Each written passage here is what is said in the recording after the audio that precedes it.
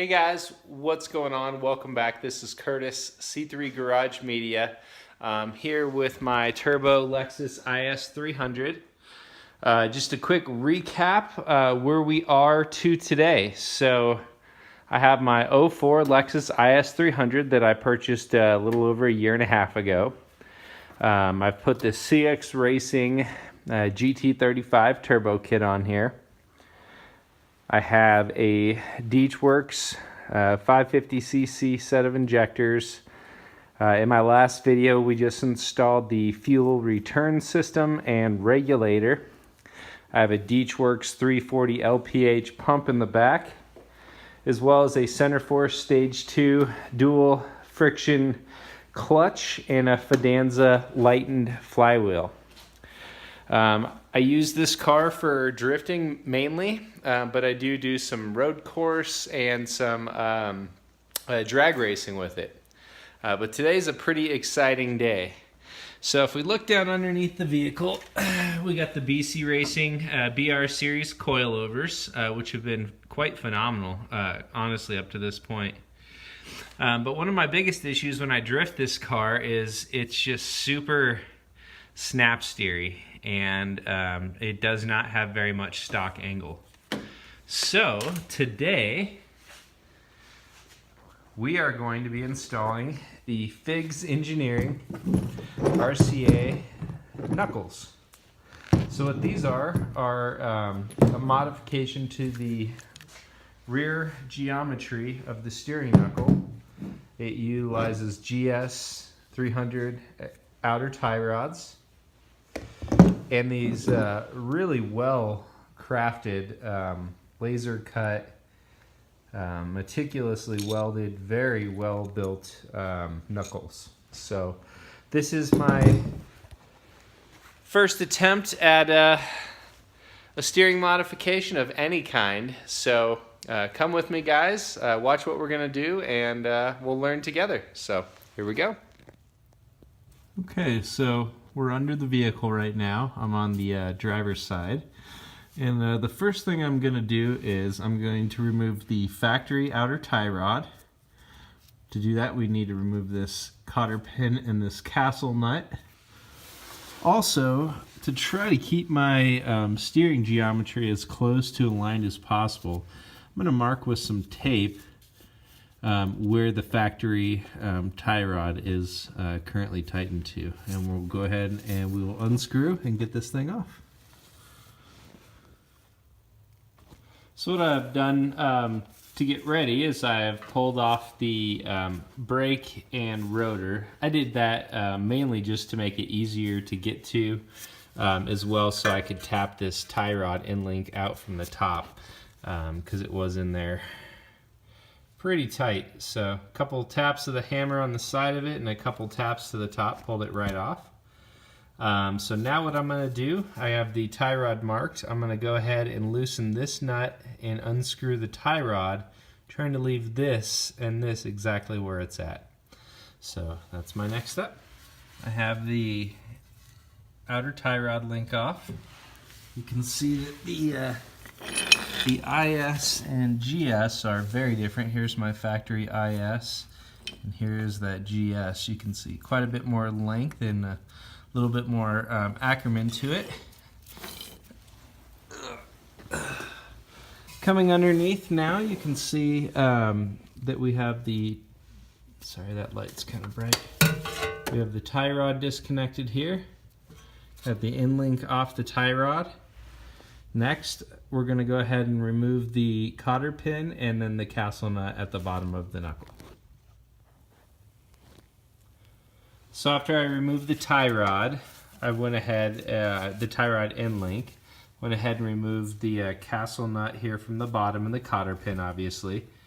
And then I removed these two bolts, which are basically what the knuckle rests on.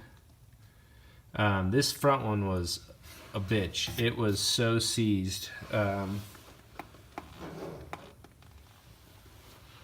That bolt was just pure rust. It took me like, well, I had to use that as a breaker bar.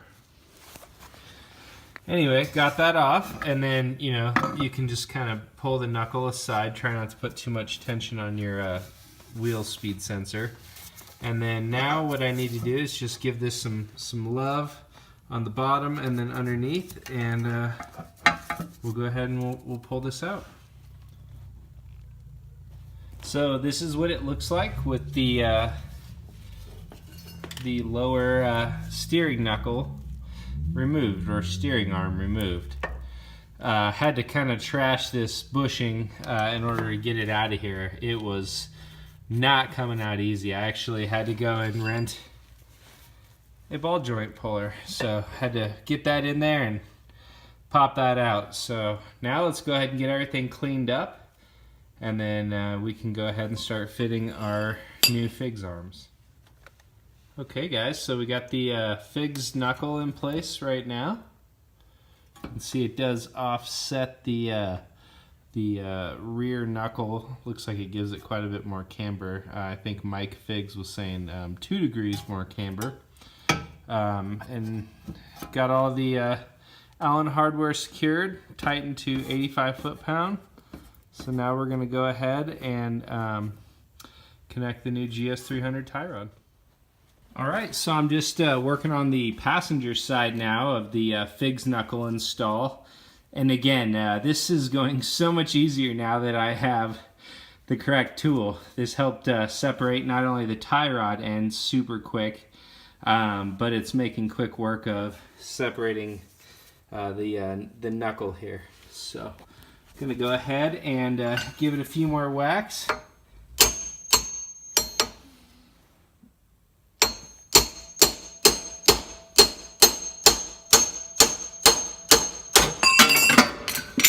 And that's it. Just like that. She comes out. I'll show you guys in a bit more detail exactly how the knuckle goes on. So you can see that we have the coil over, and we're going to go ahead and just set the knuckle. Oops. Just set the knuckle just like so. So it sits down in that spot. It's held in with a castle nut. And then we go ahead and we'll bolt the rest of the spindle. So I'll just basically grab the spindle, pull it over, and set it on top of the new knuckle. Pretty easy. Here I'd like to take just a quick second and point out some of the quality of this piece. You can see these huge welds, the spherical joint to replace the factory, and then Figs also supplies this grade 8 hardware to replace the factory bolts. So again, overall impressed. Appears to be a quality piece, and installation's going very smoothly. Alright, so with the exception of putting the brake caliper and rotor back on, we are done, man. Again, Figs coming through. So smooth.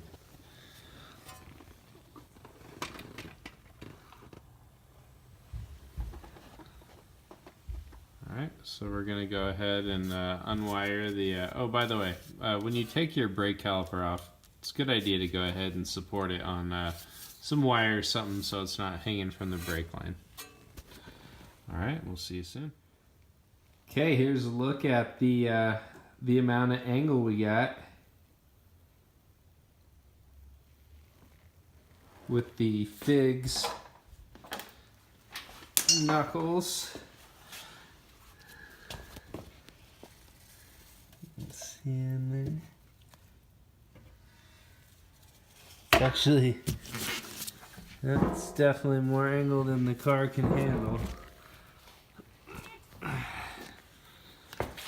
But just slightly rubbing. So this is what it looks like with the car in the air.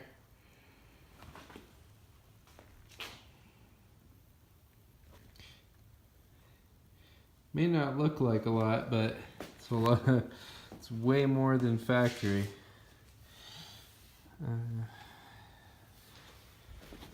Sick. Let's lower it down. Okay guys, it's the next morning here. Getting ready to go take the IS to get as much of an alignment as I can. You can see with the those knuckles on there, or the Hysteer knuckles, that it really cambers out that front a lot, getting that real drift car look to it.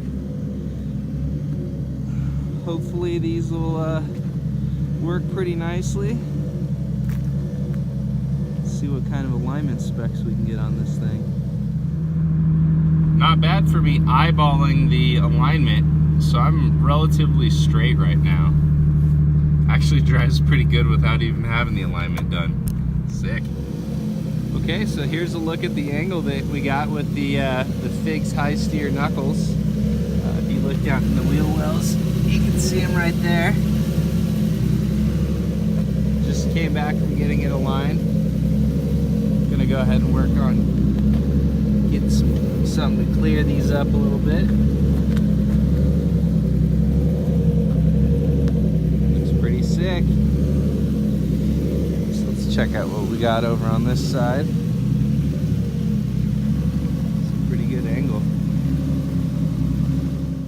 Alright guys, so thanks so much for watching today's video. If you guys like my content, please hit the like button and subscribe. I appreciate every single watch. I try to get back to every comment and truly just appreciate you guys taking this journey with me.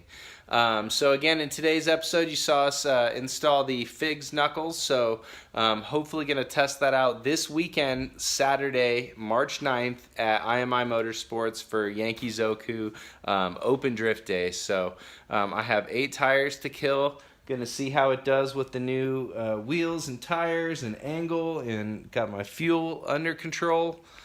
Just need to get this thing retuned, and next I have some more drift specific mods that I'm going to be putting on here in the next couple episodes. So again, thank you guys so much for watching. And one last little tidbit here.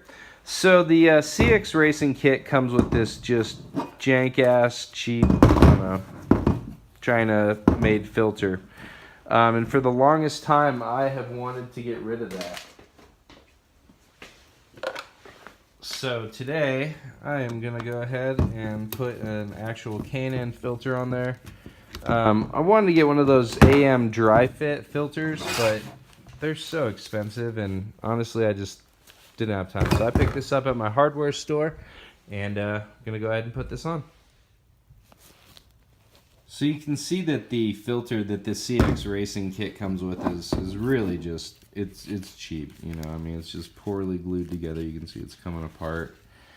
As well, it has the dreaded turbo death button in it. I never realized this, but that is a little cap on the inside of this intake that can just glued in place. As you can see, this quality glue. And that can just pop off and get sucked into your turbo. I've seen it happen.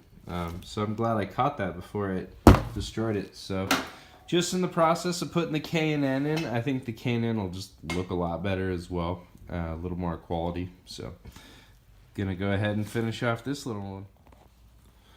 Well, I didn't take the time to video it, but check it out. So if you remember just a couple minutes ago, these were just raw metal, just flared out to the max, all the paint chipped off.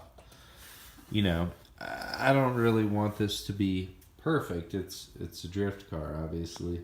So I found this, check it out.